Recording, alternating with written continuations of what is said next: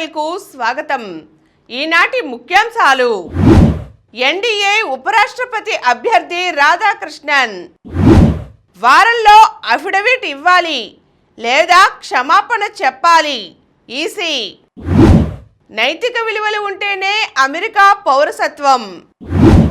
5 జిల్లాలకు red alert. Srikanth remission కోసం 11 లక్షల లంచం. బాంబు పేల్చిన నెల్లూరు లేడీ డాన్ అరుణ. బస్టాండ్లో కిటకిట. పాక్ ఉగ్ర సంస్థ సానుభూతిపరుడి అరెస్ట్. కశ్మీర్లో మళ్లీ మేఘ విస్ఫోటం. ఈరోజు వార్తలను చూద్దాం. ఎన్డీఏ ఉపరాష్ట్రపతి అభ్యర్థి రాధాకృష్ణన్. ఎన్డీఏ ఉపరాష్ట్రపతి అభ్యర్థి ఎవరన్న దానిపై ఉత్కంఠ వీడింది. మహారాష్ట్ర గవర్నర్ సిపి రాధాకృష్ణన్ పేరును బీజేపీ ఖరారు చేసింది. ఆదివారం ఢిల్లీలోని ఆ పార్టీ కేంద్ర కార్యాలయంలో ప్రధాని మోదీ అధ్యక్షతన బీజేపీ పార్లమెంటరీ బోర్డు సమావేశమై ఈ నిర్ణయం తీసుకుంది. పార్టీ జాతీయ అధ్యక్షుడు జేపీ నడ్డా, కేంద్ర మంత్రులు రాజ్నాథ్ సింగ్, అమిత్ షాతో పాటు తెలంగాణకు చెందిన కె లక్ష్మణ్ ఈ సమావేశానికి హాజరయ్యారు. సుదీర్ఘంగా చర్చించిన తర్వాత సిపి రాధాకృష్ణన్ పేరుకు పార్లమెంటరీ బోర్డు ఆమోదం తెలిపింది. అనంతరం జేపీ నడ్డా మీడియా సమావేశంలో ఈ విషయాన్ని మీడియాకు విడుదల చేశారు. వారంలో అఫిడవిట్ ఇవ్వాలి లేదా క్షమాపణలు చెప్పాలి.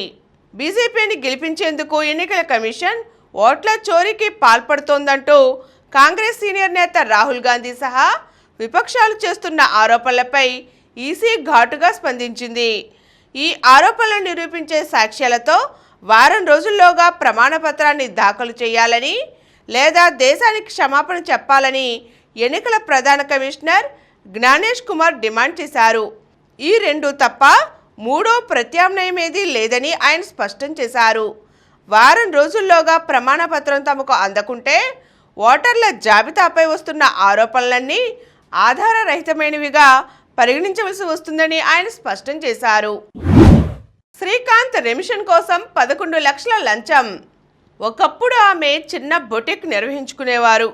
వైకాపా హయాంలో ఆ పార్టీ నాయకుల అండదండలు, అప్పట్లో జిల్లాలో పనిచేసిన ఓ పోలీసు ఉన్నతాధికారితో సన్నిహిత సంబంధాలతో ఆ 5 ఏళ్లలో అత్యంత పవర్ఫుల్గా తయారయ్యారు.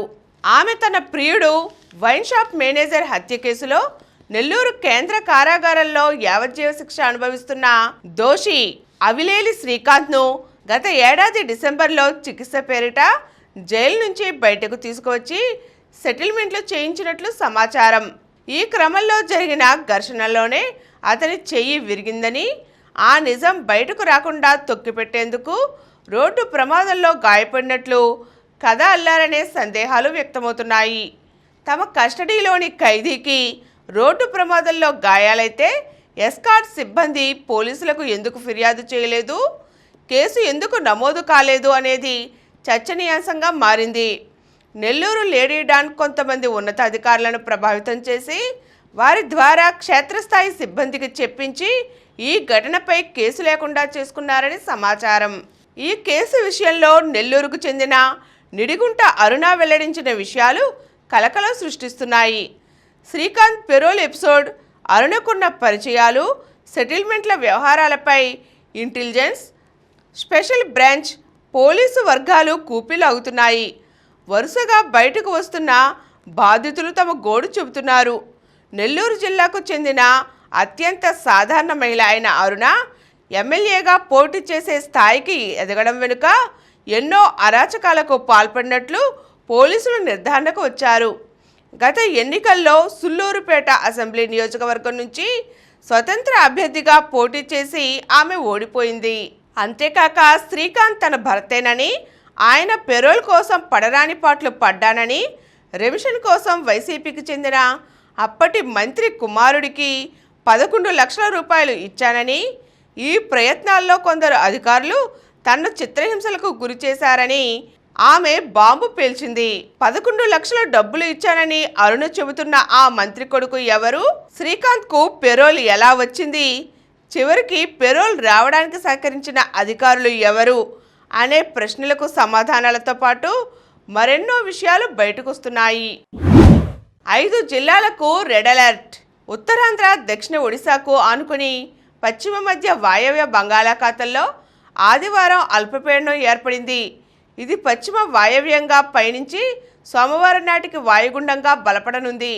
ఆ తరువాత 24 గంటల్లో ఉత్తరాంధ్ర, దక్షిణ ఒడిశా మధ్య తీరం దాటి ఒడిశా, ఛత్తీస్గఢ్ దిశగా పయనించనుంది. రుతుపవన ద్రోణి తూర్పు భాగం ఆదివారం నాటికి జగదల్పూర్ నుంచి బంగాళాఖాతం వరకు విస్తరించింది. సోమవారం ఉదయం నుంచి మంగళవారం ఉదయం వరకు విశాఖపట్నం, అనకాపల్లి, కాకినాడ, యానాం, అంబేద్కర్ కోనసీమ, తూర్పు పశ్చిమ గోదావరి, ఏలూరు, ఎన్టీఆర్, గుంటూరు జిల్లాల్లో అక్కడక్కడ కుంభవృష్టి, కోస్తాలోని మిగిలిన జిల్లాల్లో భారీ నుంచి అతి భారీ వర్షాలు కురుస్తున్నాయి. ఇంకా రాయలసీమలోని తిరుపతిలో భారీగా, మిగిలిన జిల్లాల్లో విస్తారంగా వర్షాలు కురుస్తాయని, సముద్రం అల్లకల్లోలంగా మారిందని, మత్స్యకారులు చేపల వేటకు వెళ్లరాదని తుఫాను హెచ్చరిక కేంద్రం సూచించింది. విశాఖపట్నం, గంగవరం, కాకినాడ, మచిలీపట్నం, నిజాంపట్నం, కృష్ణపట్నంలో 3వ నంబర్ భద్రతా సూచికను ఎగురవేశారు. వరద దుష్ప్రచారంపై కేసులు. ప్రజలను భయభ్రాంతులను చేసేలా కొండవీటి వాగు, ప్రకాశం బ్యారేజీ గేట్లు పనిచేయడం లేదని, పొన్నూరు, విజయవాడ నగరాన్ని వరద నీరు ముంచెత్తుతుందని తప్పుడు ప్రచారానికి తెరతీసిన వైసీపీ అనుకూల మీడియాపై పోలీసులు కేసు నమోదు చేశారు. ఆ ప్రాజెక్టుల గేట్లు పనిచేయడం లేదంటూ 2 రోజులుగా వైసీపీ, ఆ పార్టీ అనుకూల మీడియా దుష్ప్రచారం చేస్తున్నాయి. ముంపు బారిన పడకుండా అమరావతిని రక్షించుకునేందుకు కొండవీటి వాగు వరద నీటిని గుంటూరు, అప్పాపురం ఛానళ్లకు మళ్లించారని, దీంతో పొన్నూరులో వేల ఎకరాలు మునిగాయని వైసీపీ నేత అంబటి మురళీకృష్ణ ఆరోపించారు. జగన్ మీడియాలో ఈ మేరకు కథనాలు వండివార్చారు. ఈ ప్రచారాన్ని జలవనరుల శాఖ అధికారులు ఖండించారు. రాష్ట్రపతి గవర్నర్లకు గడువు విధించడం తగదు. ఒక రాష్ట్ర శాసనసభ ఆమోదించిన బిల్లులపై చర్యలు తీసుకోవడానికి గవర్నర్లు రాష్ట్రపతికి గడువు విధించడం రాజ్యాంగపరమైన గందరగోళానికి దారితీస్తుందని కేంద్ర ప్రభుత్వం సుప్రీంకోర్టుకు తెలియజేసింది. అలా చేయడం ఒక ప్రభుత్వాంగం తనకు రాజ్యాంగం ఇవ్వని అధికారాన్ని అందిపుచ్చుకుని చలాయించినట్లవుతుందని పేర్కొంది. రాజ్య వ్యవస్థలోని ఒక అంగం వైఫల్యం, నిష్క్రియ లేదా తప్పిదాన్ని సాకుగా చూపి మరో అంగం రాజ్యాంగం తనకు దఖలుపరచని అధికారాన్ని చలాయించడం సాధ్యం కాదని, ప్రజా ప్రయోజనం పేరుతోనో, వ్యవస్థాగత అసంతృప్తి పేరుతోనో, రాజ్యాంగ విలువల పేరుతోనో మన రాజ్య వ్యవస్థలోని ఒక అంగం మరో అంగానికి సంబంధించిన అధికారాలను కబలిస్తే అది రాజ్యాంగపరమైన గందరగోళానికి దారితీస్తుందని, మన రాజ్యాంగ నిర్మాతలు అలాంటి పరిస్థితిని ఊహించలేదని కేంద్రం కోర్టుకు నివేదించింది. పాక్ ఉగ్ర సంస్థ సానుభూతిపరుడి అరెస్టు. శ్రీ సత్యసాయి జిల్లా ధర్మవరంలో శనివారం ఉదయం కలకలం రేగింది. పాకిస్తాన్ ఉగ్రవాద సానుభూతిపరుణ్ణి పోలీసులు అదుపులోకి తీసుకున్నారు. ధర్మవరంలోని కోటాకు చెందిన నూర్ మహమ్మద్కు భార్య, 4 పిల్లలు ఉన్నారు. ప్రస్తుతం భార్యాబిడ్డలతో విడిపోయి తల్లి, చెల్లెలతో కలిసి నివసిస్తున్నారు. పట్టణంలోని కూరగాయల మార్కెట్ వీధిలో ఉన్న సల్మాన్ బిర్యానీ, టీ హోటల్లో మాస్టర్గా పనిచేస్తున్నారు. అతని కదలికలపై అనుమానం వచ్చిన పోలీసులు అదుపులోకి తీసుకుని విచారించారు. ఉగ్రవాదానికి ఆకర్షితుడై పాకిస్తాన్కు చెందిన నిషేధిత ఉగ్రవాద సంస్థలకు చెందిన పలు వాట్సాప్ గ్రూపుల్లో సభ్యుడిగా ఉన్నట్లు పోలీసులు ప్రాథమికంగా గుర్తించారు.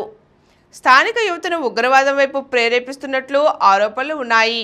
ఈ నేపథ్యంలో అతడి ఇంట్లో సోదాలు చేయగా ఉర్దూలో ఉన్న ఉగ్ర సాహిత్య పుస్తకాలు, 2 సిమ్ కార్డులు, 1 సెల్ ఫోన్ లభ్యమయ్యాయి. కశ్మీర్లో మళ్లీ మేఘ విస్ఫోటం.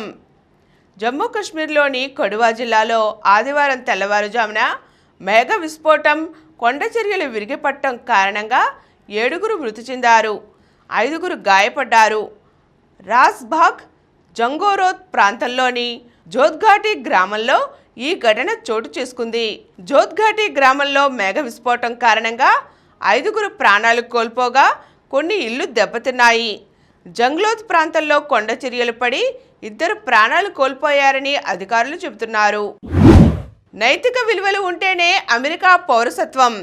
వలసదారుల పౌరసత్వ దరఖాస్తులను పరిగణలోకి తీసుకునే సమయంలో నైతిక ప్రవర్తనపై ప్రధానంగా దృష్టి సారించాలని అధికారులకు అమెరికా పౌరసత్వ వలస సేవల విభాగం ఆదేశించింది. పౌరసత్వం కోసం దరఖాస్తు చేసుకునే వారికి ఎలాంటి నేర చరిత్ర లేకపోవడం మంచి నైతిక ప్రవర్తనగా అమెరికా ఇమిగ్రేషన్ చట్టం పేర్కొంది. ఇప్పుడు దీని పరిధిని మరింత విస్తరించనున్నారు. కుటుంబ బంధాలకు సంరక్షణకు ప్రాధాన్యం ఇవ్వడం, సమాజంతో మమేకమవ్వడం, ఉన్నత విద్యార్హతలు, స్థిరమైన చట్టబద్ధమైన ఉద్యోగం, పన్ను చెల్లించే స్థితి వంటి అంశాలతో పాటు దరఖాస్తుదారులు అమెరికాలో నివసించిన కాలాన్ని పరిగణలోకి తీసుకొస్తున్నారు. బస్టాండ్లు కిటకిట.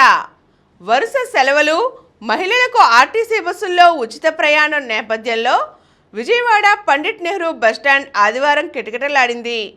వేలాదిగా ప్రయాణికులు రావడంతో బస్టాండ్తో పాటు సిటీ బస్ పోర్ట్ కిక్కిరిసింది. ప్లాట్ఫామ్ పైకి బస్సు వచ్చే వరకు ఆగకుండానే బస్సు ఎక్కేందుకు పోటీ పట్టడంతో తోపులాటలు జరిగాయి. సాధారణ రోజుల్లో మాదిరిగానే సమయానుకూలంగా ఉన్న బస్సులు చాలకపోవడంతో చిన్నారులు, వృద్ధులతో సహా ప్రయాణికులు ప్లాట్ఫామ్ పైనే పడిగాపులు పడ్డారు. ప్రోటీన్తో మరింత బలంగా ఫోర్టిఫైడ్ బ్రెడ్లు. మామూలుగా బ్రెడ్లనేవి మిల్క్, వీట్, మల్టీగ్రెయిన్ లాంటి రకాల్లో లభ్యమవుతాయి. ఆ తరువాత ఇప్పుడు రాగులు, జొన్నలు, క్వినోవా, ఓట్స్ వంటి చిరుధాన్యాలతో చేస్తున్న ప్రత్యేకమైన పండ్లు, డ్రై ఫ్రూట్స్ కలిపిన రకాలు కూడా మార్కెట్లో లభ్యమవుతున్నాయి. ఇక ఇప్పుడేమో ఫోర్టిఫైడ్ బ్రెడ్లకు రూపమిస్తున్నారు కొందరు. మామూలుగా ప్రోటీన్ ఫుడ్ కోసం గుడ్లు, పప్పులు, మాంసకృతులు వంటి వాటిని ఎక్కువగా ఎంచుకుంటారు. కానీ ఇప్పుడు ప్రత్యేకంగా ప్రోటీన్ బ్రెడ్లు అందుబాటులోకి వస్తున్నాయి. దీనిలో ఐరన్, ఫైబర్, విటమిన్లను కూడా జోడిస్తున్నారు. వీటిలోని ఆయా పోషకాలు గర్భిణులకు, పిల్లలకు ఎంతో మేలు చేకూరుస్తాయి. గట్ హెల్త్కు ఉపయోగపడే లాక్టోబాసిల్లస్ వంటి బ్యాక్టీరియాని కలిపి ప్రోబయోటిక్ బ్రెడ్ని పొట్టలో ఆరోగ్యకరమైన బ్యాక్టీరియాను పెంచడానికి అవసరమైన పదార్థాలతో ప్రీబయోటిక్ బ్రెడ్ని తయారు చేస్తున్నారు. ఒక్క మాటలో చెప్పాలంటే బ్రెడ్ కమ్మటి రుచితో పాటు అవసరమైన పోషకాల్ని అందిస్తూ హెల్తీ స్నాక్గా మారిపోతోంది. సరికొత్త ఆకారాల్లో తయారవుతూ తినకముందే నోరూరుస్తుంది. ఇప్పుడు కొన్ని సంక్షిప్త వార్తలు చూద్దాం. ఢిల్లీలో లోకేష్ నేడు పలువురు కేంద్ర మంత్రులతో భేటీ. పెండింగ్ ప్రాజెక్టులపై చర్చ, వివిధ ప్రతిపాదనల సమర్పణ. 21న ఢిల్లీకి వెళ్లనున్న సీఎం చంద్రబాబు. యుఎస్ ఓపెన్లో మాయా. భారత యువ టెన్నిస్ సంచలనం మాయా రాజేశ్వరన్ జూనియర్ గ్రాండ్ స్లామ్ అరంగేట్రం చేయనుంది. 2025 యుఎస్ ఓపెన్ బాలికల సింగిల్స్లో ఆమె బరిలోకి దిగనుంది. ఆసియా కప్కు బాబర్ రిజ్వాన్లకు నిరాశ. పాకిస్తాన్ సీనియర్ బ్యాటర్లు బాబర్ అజామ్, మహమ్మద్ రిజ్వాన్లకు నిరాశ ఎదురైంది.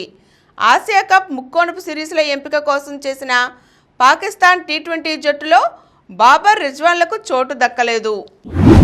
మరిన్ని వార్తా విశేషాలతో రేపటి సమరం న్యూస్లో తిరిగి కలుద్దాం. Thank you.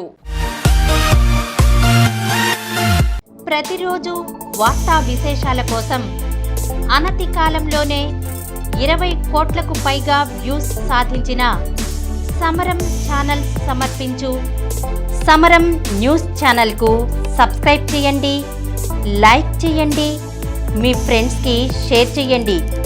అలాగే ప్రక్కనున్న గంట సింబల్ని ప్రెస్ చేయడం మర్చిపోకండి.